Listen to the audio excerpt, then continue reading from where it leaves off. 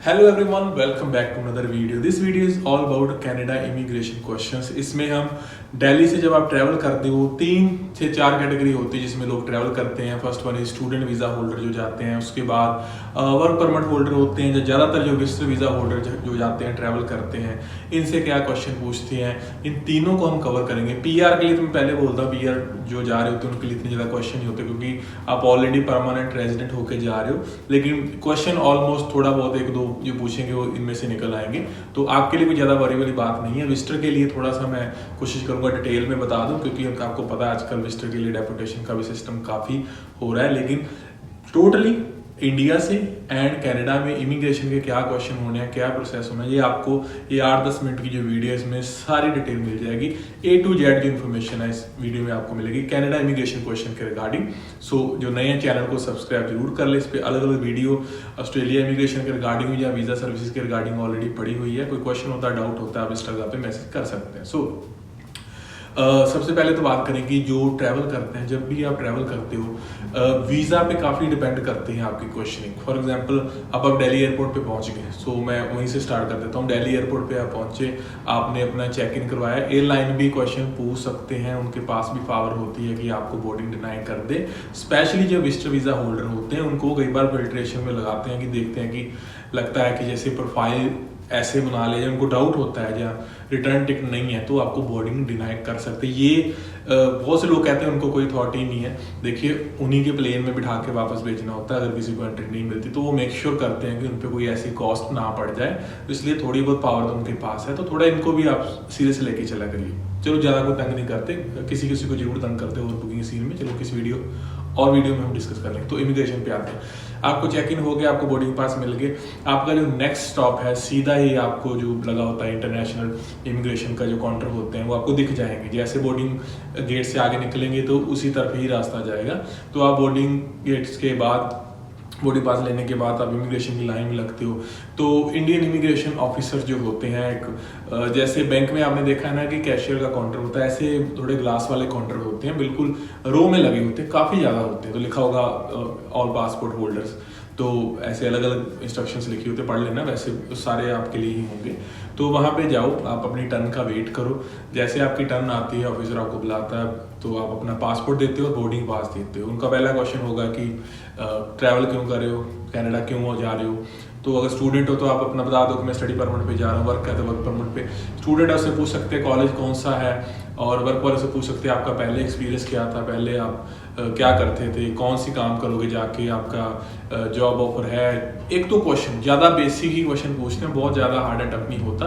2-3 question पूछ के वो आपको ओके कर देंगे मैक्सिमम टाइम। हाँ, यहाँ पे जो लोग होते हैं जिनको प्रोफाइल नहीं पता, विजिटर वीज़ा वालों की मैं बात करूँगा, वर्क वाले स्टडी वाले तो हो गए नॉर्मल है, तो उनसे वो ज़्यादा क्वेश्चन नहीं करते। कई बार जब उनको लगता है, देखो इतने ज़्यादा एक्सपीरियंस है ना, आपका ड्रेसिंग से आपको देख लग जाता है भाई इसका वीज़ा मिलना बहुत मुश्किल था, इसको वीज़ा मिला तो मतलब इसने कुछ ना कुछ बीच में डॉक्यूमेंट लगाए होंगे। तो कई बार पूछ सकते हैं, कई बार पूछते हैं वो सीधा कितने पैसे लग गए, कितने पैसे दे दिए इस वीज़ा के लिए। तो आपका जो प्लान है उसके हिसाब से फैमिली विजिट है तो बताओ कि फैमिली विजिट के लिए जा रहे हो, विजिटर वालों के लिए बता रहा हूँ। अगर आप अकेले घूमने जा रहे हो तो उनके लिए बताओ। आपके पास विजिटर वाले ध्यान से सुन ले, होटल बुकिंग आपकी कंफर्म होनी चाहिए अगर आप फैमिली विजिट पे नहीं जा रहे। रिटर्न टिकट आपकी होनी चाहिए कंफर्म, आपके पास सफिशिएंट बैलेंस होना चाहिए। जितना यंग एप्लीकेंट है उतने ज़्यादा क्वेश्चन होंगे विजिटर वालों से। स्टडी वर्क का सिंपल है, पीआर का सिंपल है। तो यहाँ पे आप अपने प्रॉपर डॉक्यूमेंटेशन रखोगे तो आप अपने सारा रिकॉर्ड उनको दे सकते हो, डिटेल में क्वेश्चनिंग कर सकते हैं, बट फिर भी इमिग्रेशन क्लियर वो कर देते हैं, इतना ज़्यादा दिक्कत नहीं है। तो किसी किसी को आएगी जो आंसर नहीं कर पाएगा या डॉक्यूमेंट नहीं होंगे। उसके बाद आपकी होती है बोर्डिंग होने के बाद प्लेन फ्लाई करता है, कहीं स्टॉप है तो वहाँ 1-2 क्वेश्चन हो सकते हैं, लेकिन कई बार डायरेक्ट फ्लाइट है तो डायरेक्ट आप कनाडा पहुँच जाते हो। अब बात करते हैं मेन जो कनाडा में इमिग्रेशन का जो प्रोसेस चलता है। डज नॉट मैटर आप कौन से एयरपोर्ट पे हो, आप पियर्सन इंटरनेशनल एयरपोर्ट पे आते हो, जहाँ आप टोरंटो में जैसे, जहाँ आप वैंकूवर आते हो ब्रिटिश कोलंबिया में, जहाँ आप मॉन्ट्रियल जाते हो, जो भी एयरपोर्ट आप जाते हो इमिग्रेशन का प्रोसीजर सेम ही रहता है। सबसे पहले आप फ्लाइट से निकले, फ्लाइट से निकलने के बाद जहाँ सारे लोग जा रहे हैं आप पीछे पीछे चलो, उसके बाद सीधा आपको जो डिजिटल डिक्लेरेशन फॉर्म होता है उनकी मशीन लगी होती है, वहाँ आपको इंस्ट्रक्ट कर देंगे, एक दो स्टाफ मेंबर होते हैं वो आपको बोलेंगे, जो मतलब मशीन जो होती है उस पर पता चल जाता है अगर ग्रीन है तो मतलब वो यूज़ नहीं कर रहा, उसको फ्री है, तो आप देख के रो में कि कौन सी ग्रीन वाली है जिस पे ग्रीन लाइट चल रही है वहाँ जाओ। डिक्लेरेशन में मैं थोड़ा जल्दी में थोड़ा सा बेसिक बता देता हूँ, कुछ नहीं है, बेसिक क्वेश्चन है, आपका कंट्री ऑफ ओरिजिन है, आप कहाँ से आ रहे हो, ऐसे क्वेश्चन होंगे। आप कुछ 3-4 चीज़ें होती हैं जो प्रोहिबिटेड है, वैसी चीज़ें तो नहीं ला रहे। इसमें ड्रग्स को लेकर कुछ क्वेश्चन होते हैं, गिफ्ट वगैरह जिसकी वैल्यू $60 से ऊपर ना हो, जहाँ आपके पास कैनेडियन करेंसी $10,000 से ऊपर तो नहीं है, आप फार्म में विजिट नहीं किया था रिसेंटली, ऐसे कुछ बेसिक क्वेश्चन होंगे, वो आप फिल करोगे, फिर वो मशीन आपकी फ़ोटो क्लिक करेगी और जो आपका डिक्लेरेशन है वो प्रिंट हो गया। उसके बाद आप जाओगे इमिग्रेशन की तरफ, एक ऑफिसर डायरेक्ट कर देगा आपको। अगर तो विजिटर वाले हो तो आपके लिए सामने ही काउंटर लगे होते हैं, आपको उन काउंटर की तरफ भेज देंगे। अगर आपको स्टडी परमिट या वर्क परमिट चाहिए, क्योंकि ये डिक्लेरेशन के स्टार्टिंग में पूछता है, जब आप डिक्लेरेशन प्रिंट करते हो ना कि आप किस वीज़ा पे आए हो, तो उससे देख के वो इंस्ट्रक्ट करते हैं। तो विजिटर वाले तो आपको जो जल्दी वाली क्यू होती है जिसमें बेसिक क्वेश्चन पूछ के क्लियर कर रहे हो तो उसमें भेजते हैं। स्टडी और वर्क वाले हो तो आप जो है अलग से कैबिन, बहुत बड़ा एक हॉल बना होता है, वहाँ पे आपको कोई वर्क परमिट इशू होना है, स्टडी परमिट इशू होना है, तो वो आपको उस तरफ भेज देते हैं। तो अब विजिटर को पहले से कवर कर लेते हैं, जो मेन होता है, काफ़ी लोग विजिटर में जाते हैं। तो विजिटर वालों के लिए जहाँ तो वो आपसे 30 सेकंड, 40 सेकंड, 50 सेकंड में क्लियर कर देंगे, आपको भेज देंगे, कोई इशू नहीं है। 2-4 क्वेश्चन पूछेंगे, अगर वो डिटेल में पूछने लग गए तो बहुत डिटेल में जाते हैं, वो आपको दूसरी तरफ भी रेफर कर देते हैं इमिग्रेशन के लिए। तो क्वेश्चन क्या है, विजिटर वाले ध्यान से सुन ले। अगर तो आप होटल पे हैं तो होटल का डिटेल आपके पास सारी हो, आपके पास रिटर्न टिकट हो, तो पूछेंगे how long you plan to stay here, are you travelling on your own, ऐसे क्वेश्चन पूछते हैं। अकेले आए हो, कोई साथ में ट्रैवल कर रहा है, क्या पर्पज़ आपके ट्रैवल का, ठीक है, कितने टाइम के लिए रुकोगे, रिटर्न टिकट भी पूछ लेते हैं, होटल कहाँ स्टे करोगे। और अगर किस्मत ने साथ ज़्यादा ना दिया तो डिटेल इमिग्रेशन में जाएंगे, जहाँ वो आपके होटल को कॉल करेंगे, वेरीफाई करेंगे कि क्या आपकी बुकिंग जेन्युइन है कि नहीं है, आपका फ़ोन चेक कर सकते हैं, आपके व्हाट्सएप के मैसेज चेक कर सकते हैं, किसी से बात तो नहीं कर रहे कि वीज़ा चेंज करवाना या कुछ ऐसे प्लान तो नहीं डिस्कस कर रहे।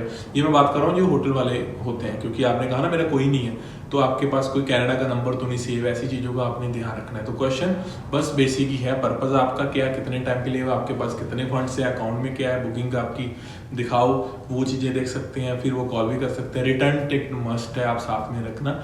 इसके बाद वो अगर सेटिस्फाई होते हैं, कौन से प्लेसेस घूमने हैं उनके बारे में भी वो पूछ सकती हैं। और एक इंपॉर्टेंट बात, विजिटर वाले बहुत चल रहा है इंडिया में, पैकेज ले लो जी, सारे पैसे जो अपने देने होते हैं, पूरी मनी आपने वीज़ा के बाद देनी है, आपको नहीं पता आपकी फाइल में क्या लगा है। यंगस्टर वाले के लिए बात कर रहा हूँ, आप अपने एजेंट से अपनी फाइल जरूर लें, आपका प्रोफाइल क्या था, आपका प्लान क्या था, आपके डॉक्यूमेंट क्या थे, वो पता होने चाहिए। बहुत से लोगों के लिए यही एक प्रॉब्लम वाली बात बन रही है कि पता कुछ है नहीं, एजेंट ने कोई स्पॉन्सर की डिटेल नहीं दी, आप सीधा आ रहे होटल पे पूछते कि कैश पे पर्पज होटल में है वो, अगर वो चेक कर लेते हैं, वैसे तो इतना नहीं टाइम होता, कई बार चेक कर लेते तो सारा आपका फॉर्म हर एक चीज़ निकाल लेते हैं, तब फिर आपको डिटेल इमिग्रेशन में रेफर कर देंगे। तो वहाँ से तो भगवान ही बचाए कि बहुत मुश्किल होता है। लोगों ने क्लियर किया है, कई लोगों को वो 10-12 दिन जितना आपका प्लान उतनी एंट्री दे देते हैं, लेकिन हर किसी को ऐसा नहीं होता, इसीलिए वापस डेपोटेशन का भी बहुत सीन चल रहा है। उसका कारण ही यही सिस्टम है, जो पैकेज सिस्टम चलाया है ना गलत, उसी की वजह से हो रहा है। ये थे जो टूरिस्ट वीज़ा पे आते हैं। अगर आप टूरिस्ट पे ही, विजिटर वीज़ा पे ही आए हैं और आप फैमिली विजिट के ऊपर आए हैं तो आपके लिए थोड़ा सा इजी रहता है। वो पूछते हैं आपका कौन है, उनसे कॉल पे बात कर सकते हैं और वैसे क्लियर हो जाता है फैमिली विजिट वालों के लिए। अगर फॉर्म आपको पता है, सारी डिटेल पता है, तो इतनी बढ़िया कोई ज़्यादा दिक्कत वाली बात नहीं है। अब जो रेफ़र किए थे राइट साइड पे, जहाँ जो उनके अलग से एक हॉल बना होता है इमिग्रेशन ऑफिसर, वहाँ भी ऐसे ही बैठे होते हैं, ग्लास की रो होती है पूरी। तो वहाँ जाओगे, आपकी टर्न है, वेट करोगे, तो आपको कॉल करेंगे कोई ऑफिसर जो फ्री होगा, आपसे वो पासपोर्ट लेगा।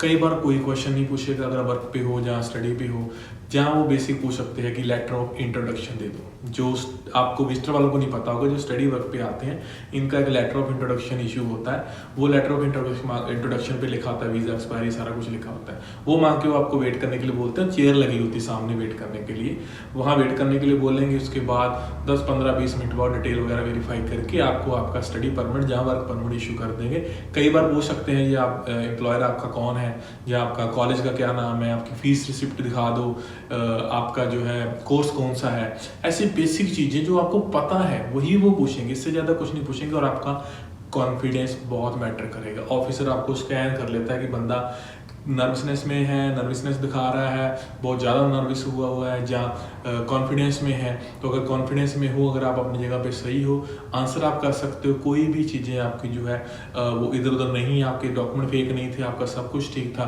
तो आपको एंट्री मिलती है, ऐसी कोई दिक्कत नहीं। हाँ, प्रोफाइल आपको पता हो क्या हो। मैं एक एग्जांपल दे देता हूँ। एक ऑनलाइन इंस्टाग्राम पे मैसेज पे बात हुई थी, एक अंकल थे, उनकी एज काफ़ी थी, आर्मी रिटायर्ड थे। उनसे क्या हुआ, उनसे पूछा कि थोड़ा सा पूछ लिया कि आप प्रीवियस में क्या जॉब करते थे, ठीक है। वो रिटायर थे, ठीक है। फॉर्म में नहीं लिखा हुआ कि वो रिटायर्ड है, पता नहीं इतनी बड़ी गलती कोई कैसे कर सकता है, नहीं लिखा। उनकी जो करंट जॉब चल रही थी, जो रिटायरमेंट के बाद दोबारा बंदा शुरू कर लेता ना, वो चल रही थी, उसी के बिहार पे वीज़ा लिया था। पूछा कि इससे पहले क्या काम करते, तो उसने कहा कि मैं रिटायर्ड हूँ आर्मी से, मेरी पेंशन भी आती है। तो कनाडा वीज़ा एप्लीकेशन फॉर्म में ये क्वेश्चन होते हैं, मिलिट्री ट्रेनिंग, आर्मी जॉब, उसमें एजेंट ने नो कर दिया।